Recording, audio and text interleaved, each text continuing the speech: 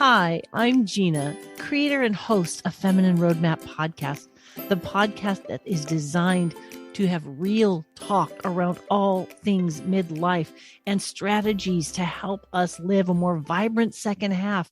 It is my deepest desire to help other people shift the conversation toward empowerment, toward vibrancy, toward excitement about what life has for us and what we can bring to the world, how we can each individually shine our light. So I invite you to grab a cup of something wonderful, to join me each week or when you can, and join me in my living room to have these conversations.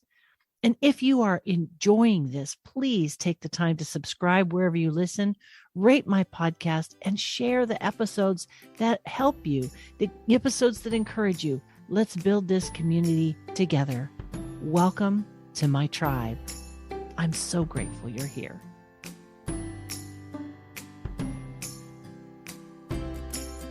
Hello, Feminine Roadmappers. Welcome back to Feminine Roadmap Podcast, the podcast that helps you navigate the challenges and changes of midlife and live a more vibrant second half.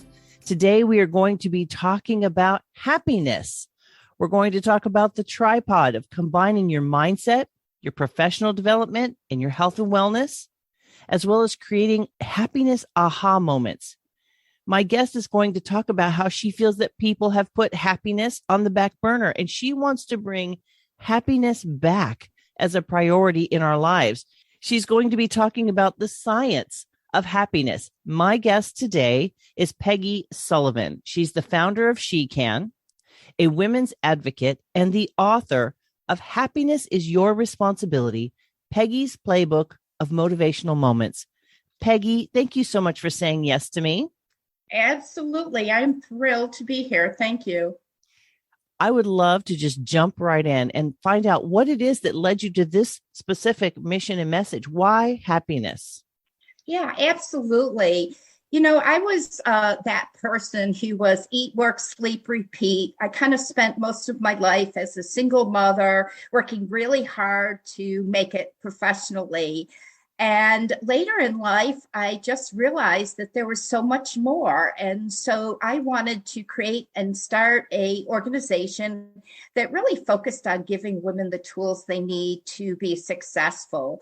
And it really started me down a road of research and understanding the art and the science of happiness, and really what are the things that make women happy. And it just all sort of cascaded from there. One organization to writing a book to doing a lot of speaking. And I can honestly say right here, right now, I've learned so many tools to keep me happy and motivated and energized for a lot of time. Let me ask you a question up front so that we know what we're talking about. A lot of people say, I just want to be happy, or just be happy. Don't worry, be happy. So let's define happiness. Can you do that for us? When you talk about happiness, what are you talking about specifically? Yeah, I mean, first and foremost, happiness is definitely an art and a science. And let's talk about the art side of it first. What makes me happy may not be what makes you happy. And the real point of that is too many women, particularly, don't know what makes them happy. They are so accustomed to taking care of others and helping others achieve their goals that they don't sit down and say, what makes me happy? If you were to ask my husband, he would say, I know what makes me happy. And it would be a lot of food related things, a lot of college football related things, and a lot of sports, golf. But you ask most women and they really can't tell you what makes them happy outside of their family. And so I say the first and most important piece is knowing what makes you happy is individual, but you need to sit down, take the time and know what makes you happy. I know for me, I love dark chocolate. Dark chocolate makes me happy. I love exercising. We were talking about our cats. My cat makes me very happy. I have a 24-pound Siamese fatso, and he is the joy of my life, and I love spending time with him. So you need to know what makes you happy, but the other side of that is happiness is definitely a science. It's got a neurological base. Happiness originates in the brain, and when you trigger certain things that make you happy, there's actually a chemical release that sends chemicals throughout your body that make you feel energized, that make you feel happy, that make you feel really good. So there are so many go-to things that we can do to neurologically stimulate our brain. And those are the basic things like get enough sleep, make sure you're eating well, make sure you're exercising. Exercise is a great way. I love working out, and one of the things I love the most is being upside down.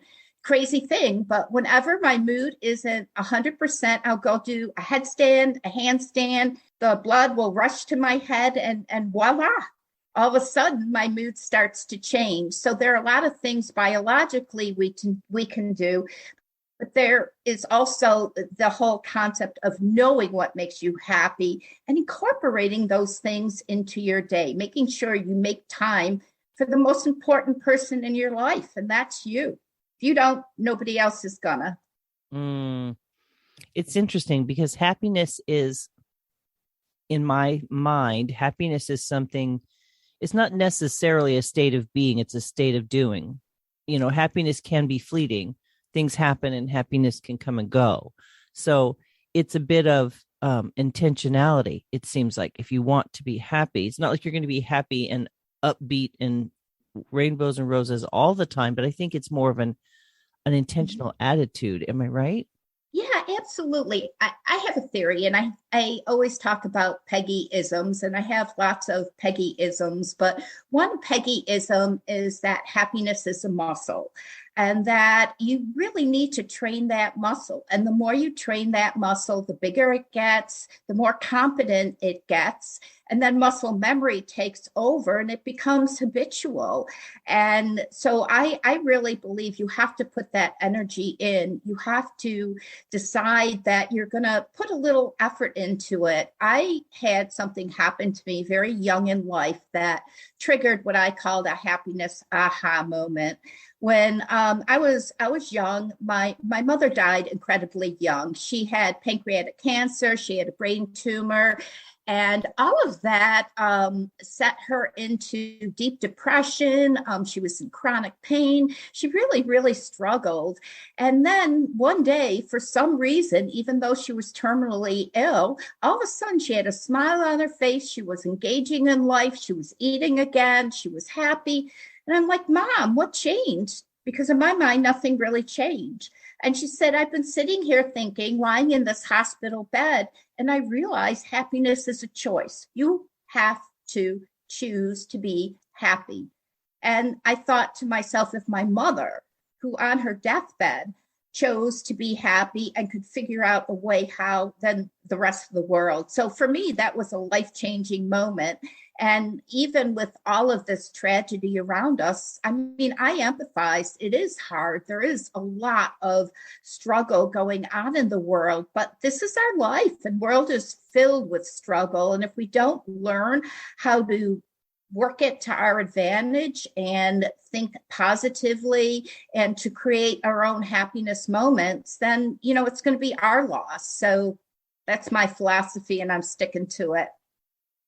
Awesome. I think that what you said about you have empathy, you understand that things are difficult. What I hear you saying is it's not a denial of difficulty. Not at all. If you deny, there are some days I wake up and I'm sad. I'll think about my father who just passed away, or I'll think about the fact that I can't spend a lot of time with my son, things like that. But then I take a step back and I realize that I have so much to be grateful for. A great tool to create happiness moments is just gratitude, and take a moment to think about the things that you're grateful. I have an 88-year-old aunt, and I call her Gloom and Doom Aunt Adrian, because her body's falling apart, her house is falling apart, just everything in her life is a struggle for her. And so every time I talk to her on the phone, which is almost daily, I force her. I'm like, okay, what are you grateful for? You need to pick 2 or 3 things that you're really, really grateful for. And she'll be like, I'm grateful that somebody shoveled my driveway. I'm grateful that my son called me today. And by the end of the call, her tone has changed, because she's focusing in on those gratitude and focusing in on the things that, that make her happy. But don't stuff it away. We all have challenges, and they shouldn't be ignored. They can't be ignored. But there's another side to the glass. People always say the glass is half full, the glass is half empty.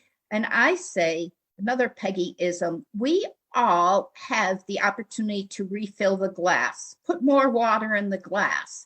And a lot of times that's just a mindset change, attitude change. You mentioned mindset. This really does come down to managing our thoughts, doesn't it? Mm-hmm.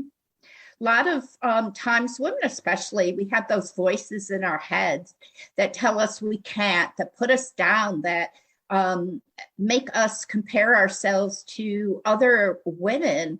But reality, why can't we choose to be kind to ourselves? And why can't we say, it just doesn't matter, and I'm going to be as nice and as kind to myself as I am to somebody across the street, somebody in the next room. I'm going to treat myself with self-love and self-kindness. And so a lot of it starts with learning to like yourself and learning how to be kind to yourself and giving yourself permission to do that.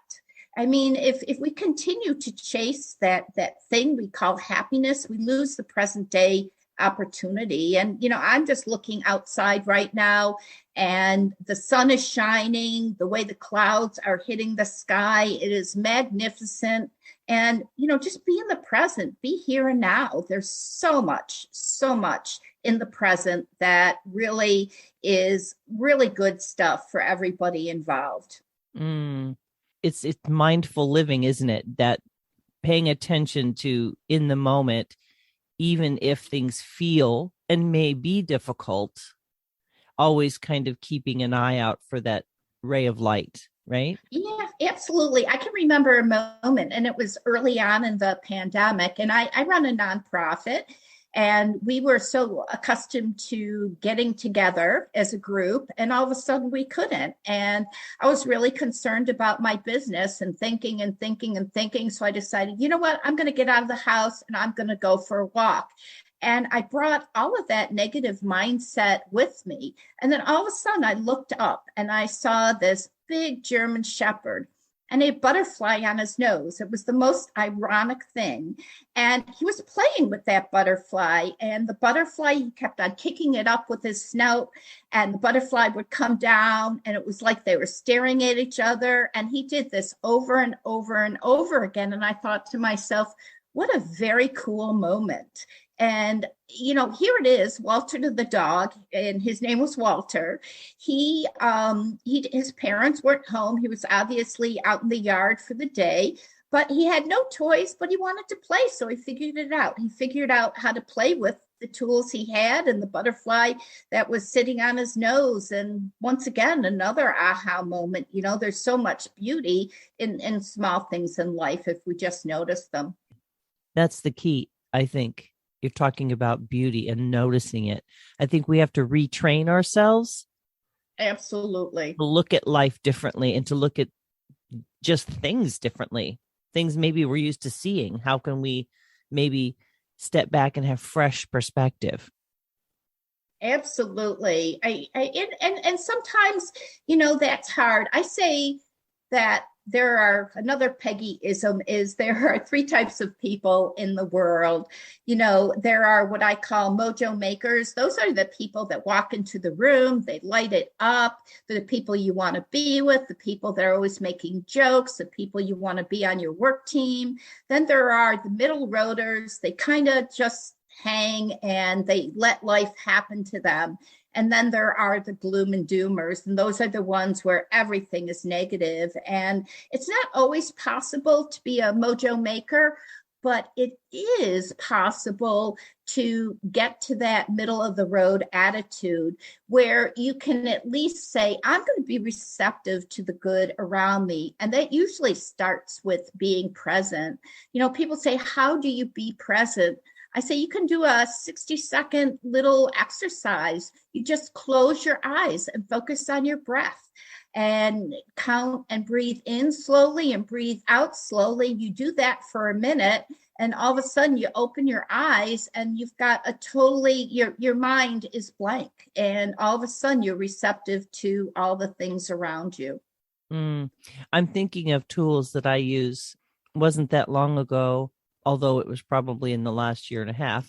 One of my daughters was just really having a difficult time.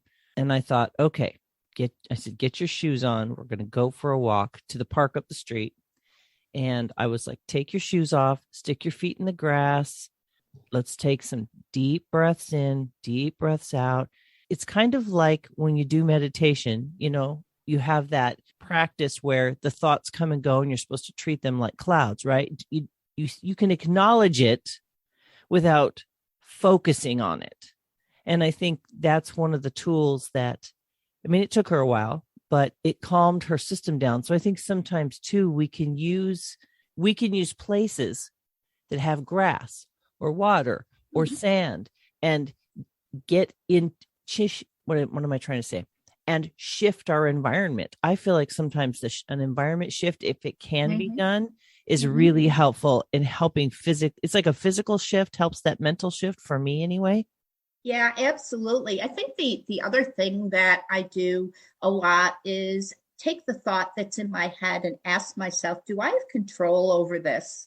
Do I have control over the weather? Do I have control over the pandemic? There are so many things in life that we don't have control over, yet we stress over them. We spend a lot of time and energy worrying about the future. But the reality is none of us are fortune tellers. We don't know for sure.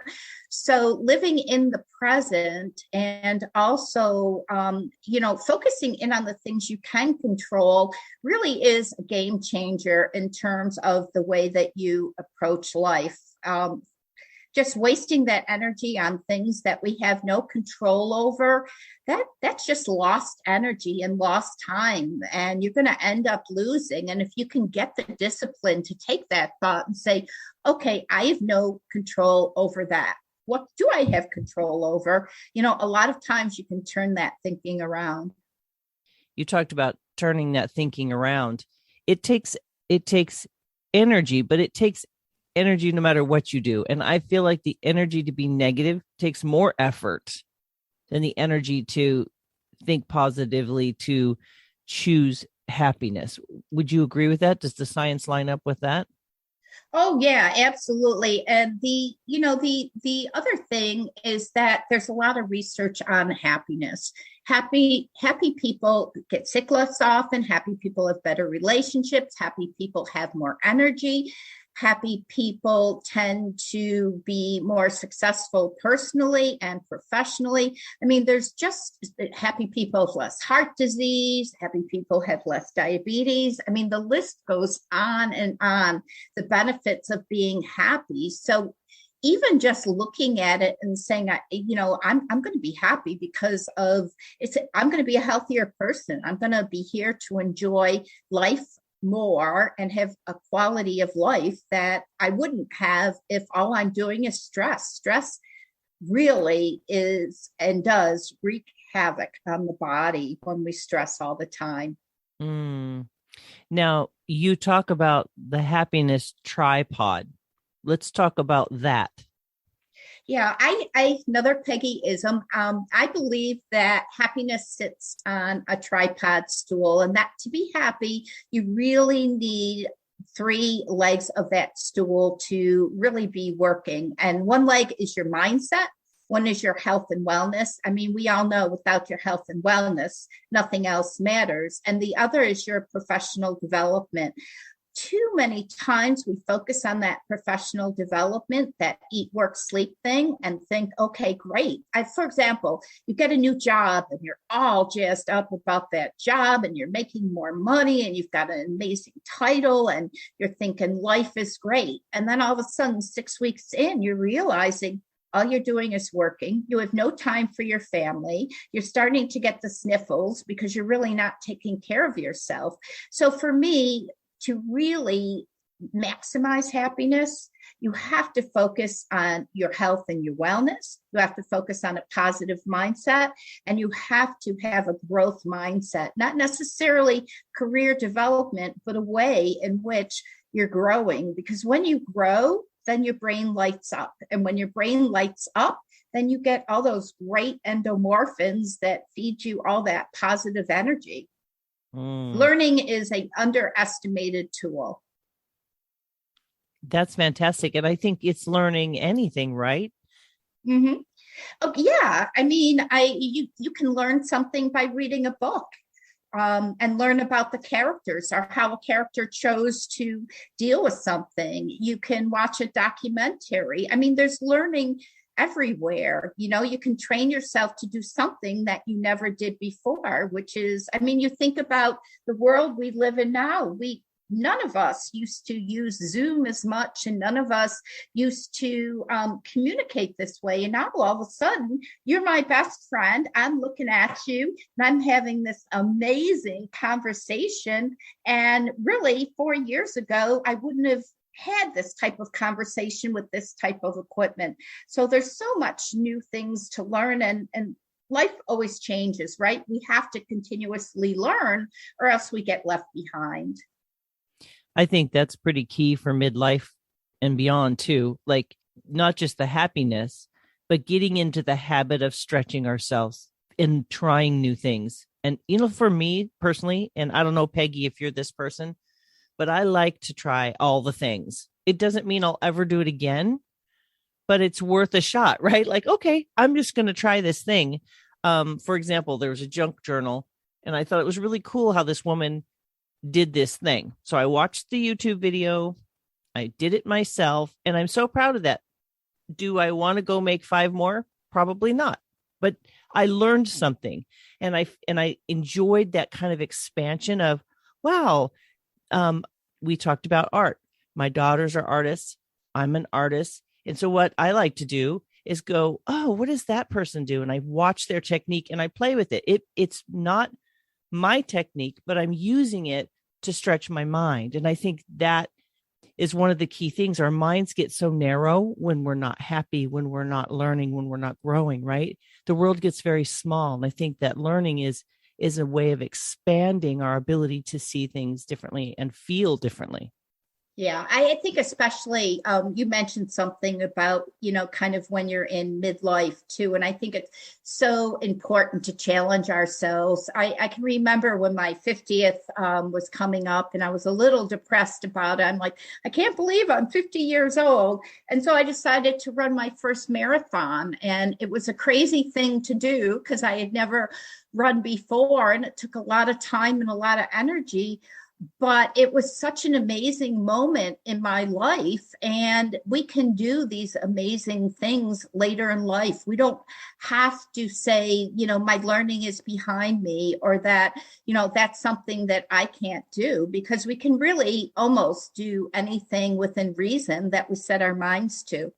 Mm-hmm. And, there's so many women that I've read about who have had some of their greatest accomplishments, if you will, personal accomplishments after 50.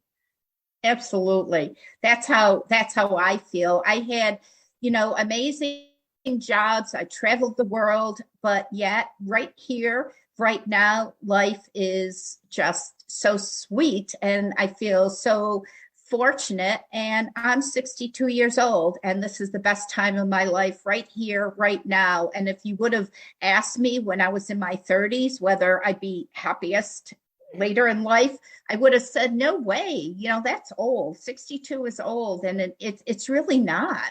It's every day there's an opportunity to get out there and feel amazing and be amazing and do amazing. And it's up to us. It gets back to that choice you make, right? Happiness is a choice. Life is a choice. Is it an opportunity, or are you just gonna, let everything go on around you? I feel like recently I read that, I think I've seen this twice actually in the last few months, that the happiest age, they've done studies, is like in the 70s.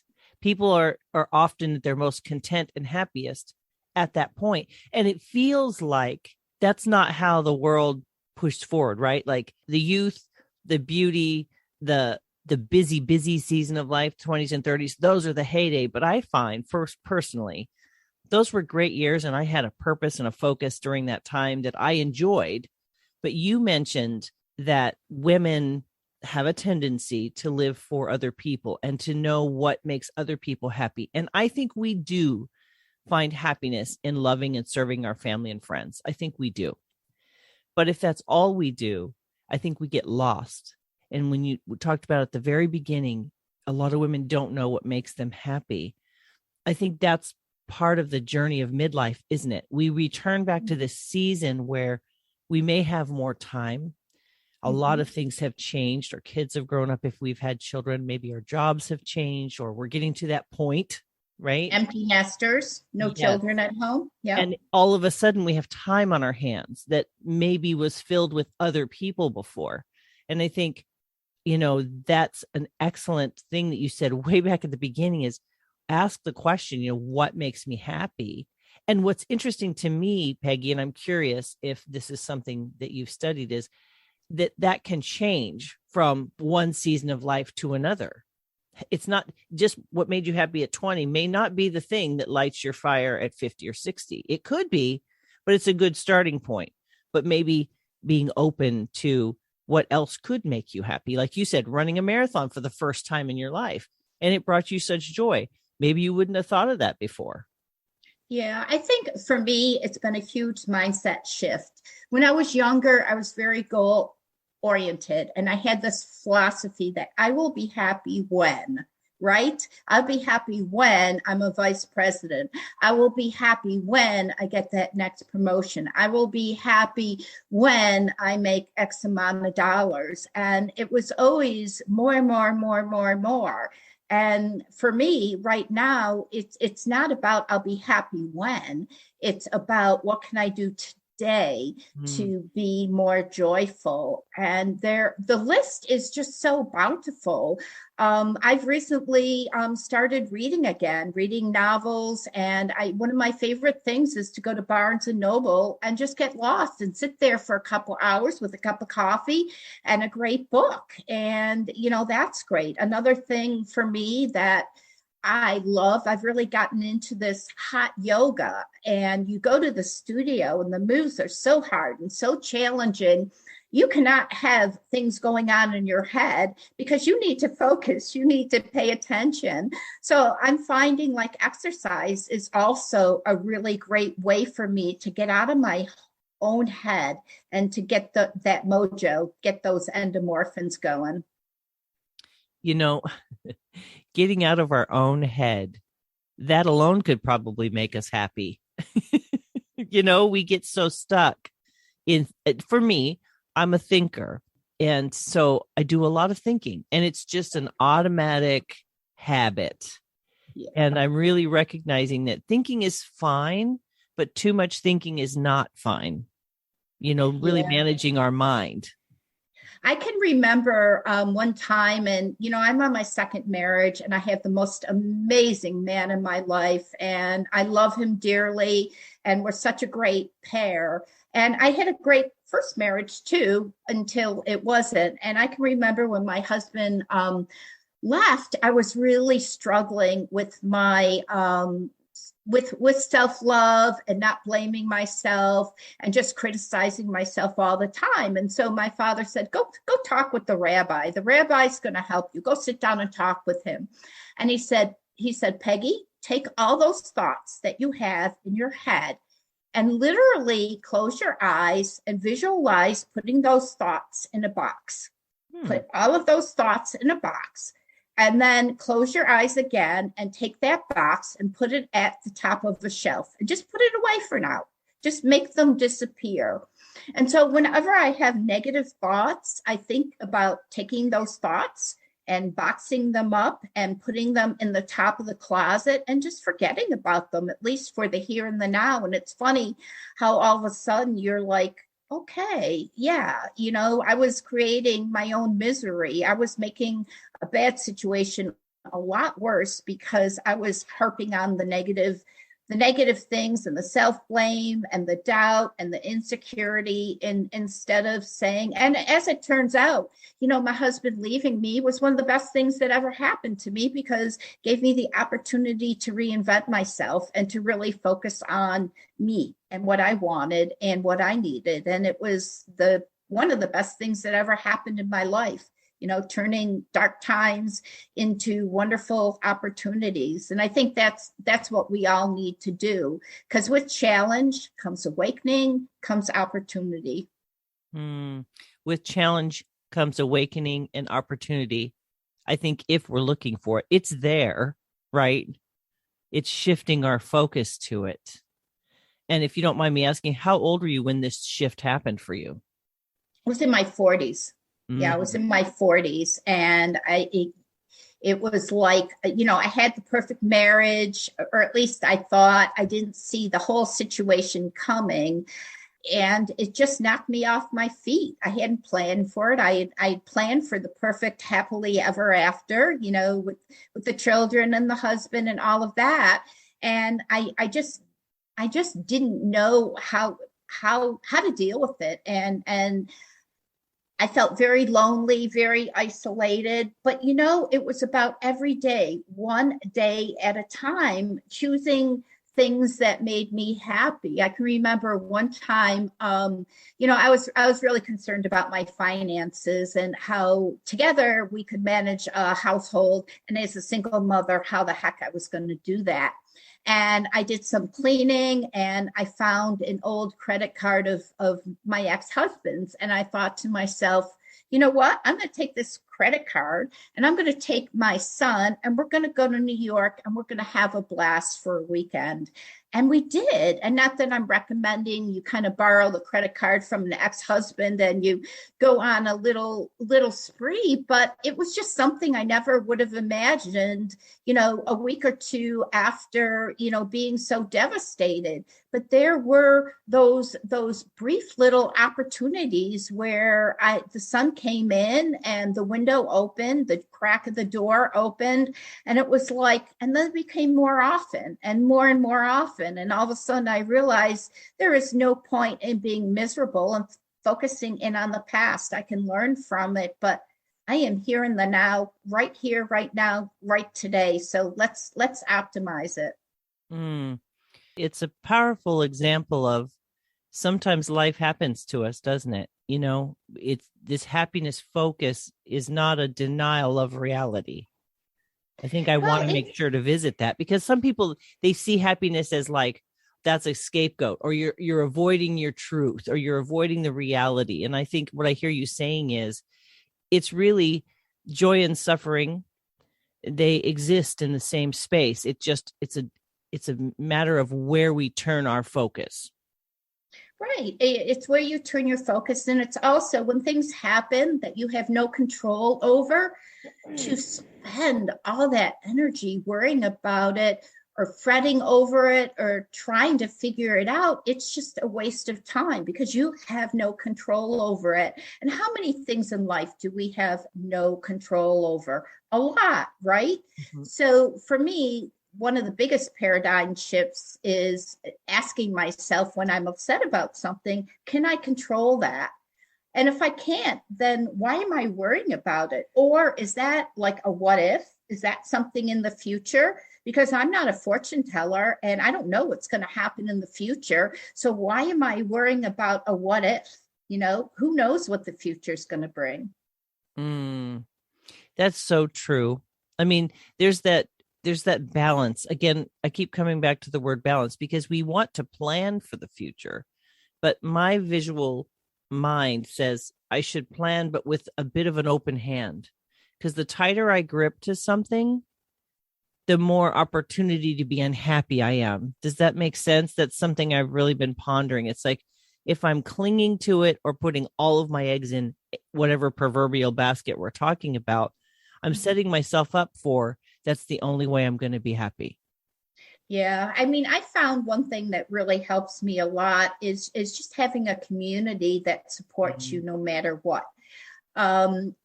My community, my SheCan community, this is a group of women that we learn together, we grow together, we laugh, we cry, we support each other, and they always bring me back to a happy place because that's what they do, and they're such a purposeful community. And I think too many times in life we're just busy rushing around and we don't have that supportive community, and it's so incredibly important, especially for women. I can maybe not be in the best of places and I can go to a SheCan event and it's a game changer because I'll be listening to somebody else tell their story or to give me tools and trips that really, change everything. So, having a community is so important. That's another thing we can do to really help us change our mindset and see things in a different perspective.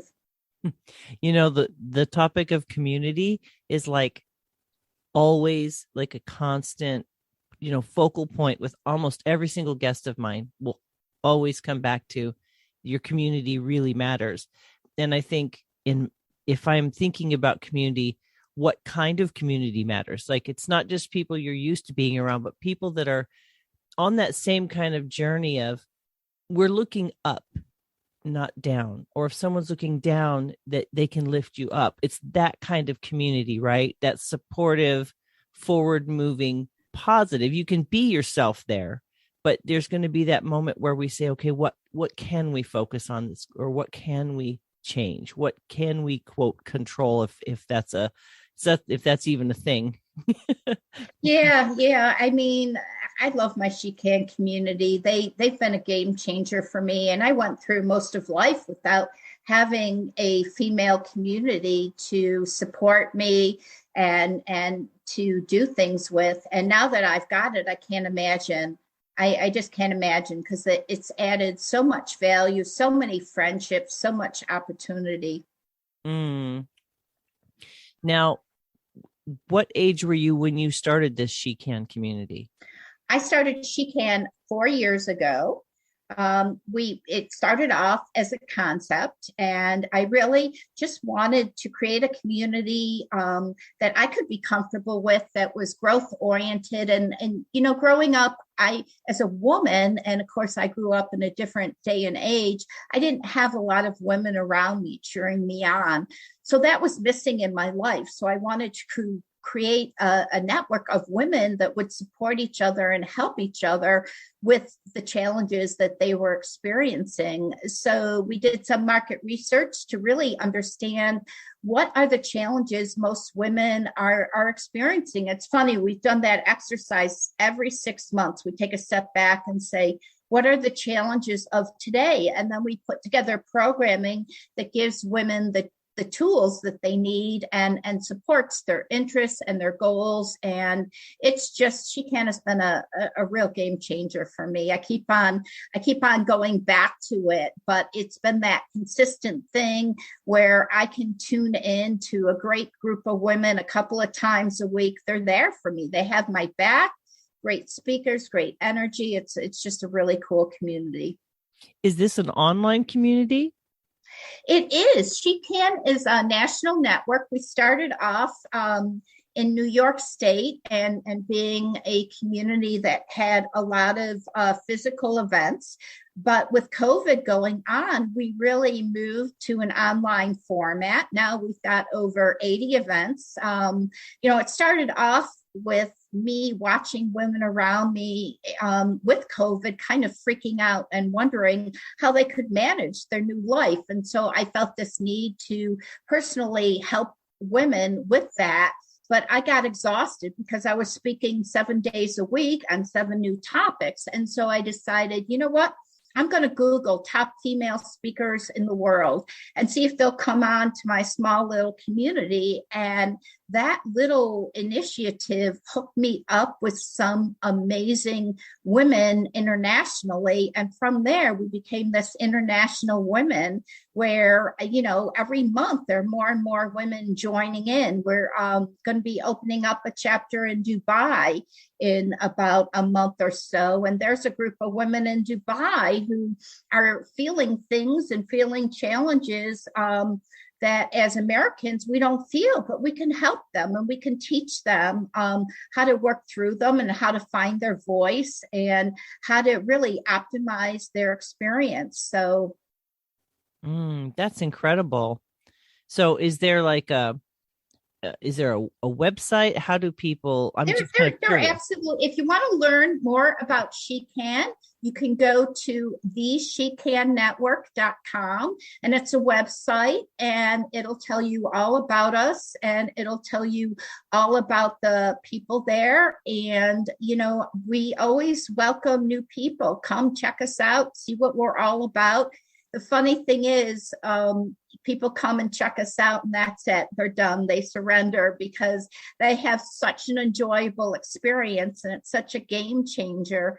And that's the thing that brings me the most joy in life. And the most joy that I'm finding later in life is being able to help other people kind of find their sweet spot, to find their, really their happiness, their that point in life where they're saying, I'm not just filled, I'm fulfilled, right? Because as women, we can be filled, but are we really fulfilled? And to me, like that being fulfilled, it's just a whole different, you go to bed at night feeling content, you wake up wanting and looking forward to what you're doing during that day. It's a game changer. That's really a great solution if someone listening is saying, where do I find that community? Or I haven't been able to find that community, and really seeking out a group of women who are on the same journey. And I think sometimes there may not be someone in your physical location that's on that same journey, right? So this community that you've created, and I love that you created it in your late 50s. It totally supports that vibrant second half. Like, you needed it, you created it, and now it's there for women who are in that place of maybe difficult transition, loneliness, feeling kind of uncertain. Because I really do believe, and this is a little bit of a bunny trail, we've been conditioned in our culture to be like, oh no, I'm turning 50, my life is over. Right? We have this whole thing. And in my conversations with women, I say, the life expectancy of many people now is in the 80s. So if you're turning 50, and let's say you're going to live to 85, are you really going to be depressed for 35 years? You know how much you can do in 35 years? You figure from 20 to 50 is 30 years. That was your first adult life, if you will. You have as much life left, God willing, in potential life left to accomplish so many more things with maybe less other people to focus on. Like, it is incredible to really wrap your mind around the time we could still have left. Yeah. And you come to that age also with experience that is so helpful, telling you what to do, what not to do. Don't do it that way. You did it that way before. You didn't like the outcome. Reach back and figure out a better way to do it this time. And, that experience is just so valuable. And, it's funny, when I started SheCan, it was a bunch of middle-aged women for the most part. And now we've got 18-year-olds, and we've got a lot of younger people because they want to network with people that can share their experiences and tell them, how they got there, how they figured it out, what they learned. And it's just been beautiful to watch this community grow. Mm-hmm. That idea that we're all on this journey. And I think in a lot of ways, there's a real similarity to what we're seeking, right? And to find someone who can speak your language, so to speak, or can give you a different perspective. Because I was just talking to a friend yesterday on Marco Polo, which is another technology thing I use, talking to friends on video chat, because if I can't get to you because you're too far away, you can see my face and hear my voice. But, she has a situation in her life. And so I'm talking to her and I'm saying, hey, these are some ideas. I'm not in your shoes, but because I'm older and I've had some experiences through different venues, it's like talking to someone and just getting a different perspective doesn't mean that you're doing things wrong and they're doing things right, or they have all the answers and you don't have. It's really a humble kind of like opening of our eyes and opening of our hearts to other people, right? To allow someone else to come in and shine a light, maybe in a place that light hasn't come into for a while. That's how I feel about a good, solid, healthy community.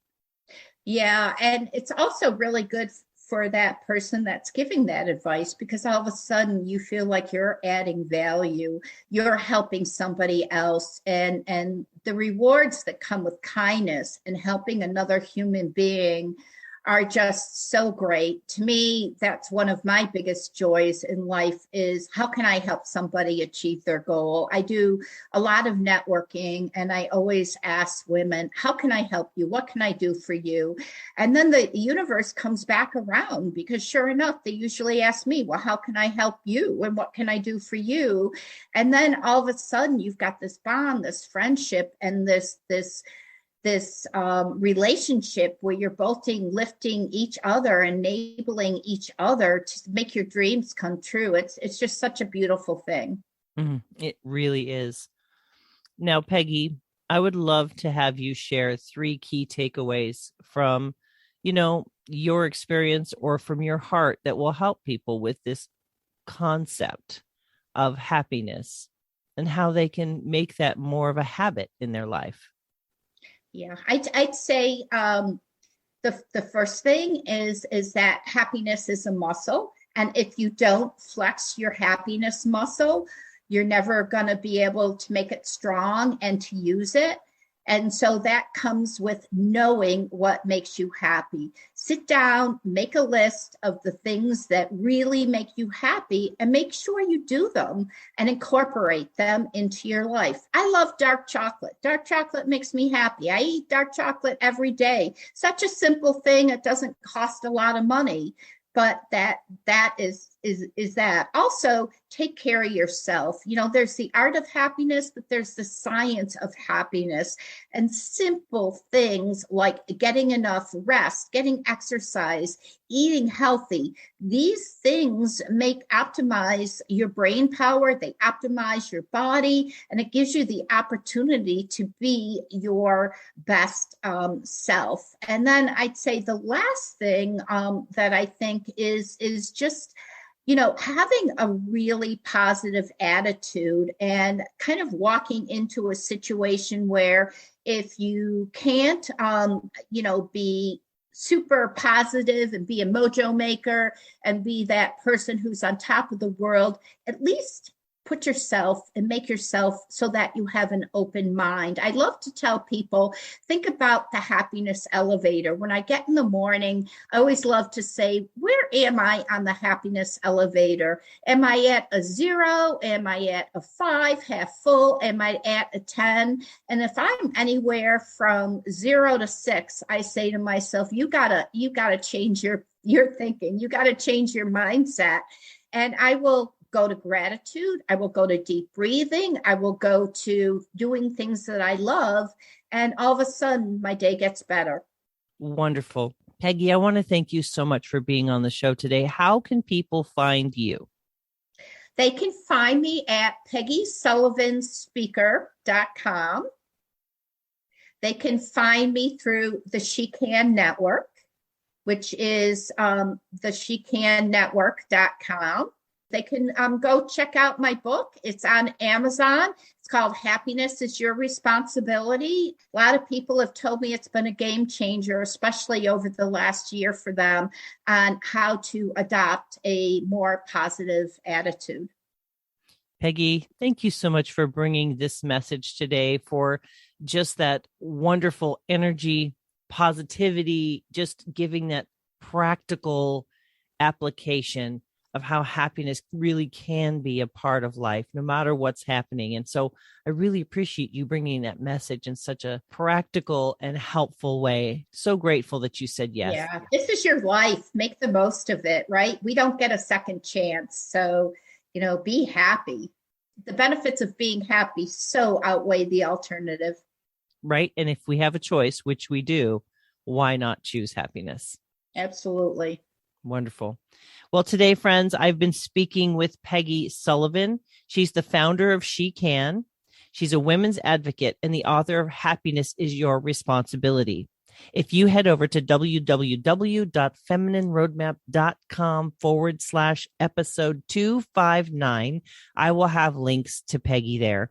And while you're there, please leave your name and email address. I send out periodic encouraging emails. Today, friends, we've talked about happiness, how to create happiness, how to bring in happiness to your life. So take the time to ask yourself those questions. What is it that really makes you happy? What is it that brings you joy? Because when we choose to be happy, it's not a surface Band-Aid. It's a deep heart issue. It's shifting a mind frame. It is becoming more of a light in the world. It doesn't just benefit you, but it benefits the people around you. Find that community, whether it's SheCan or a group in your area, and plug in. Find the joy, my friends.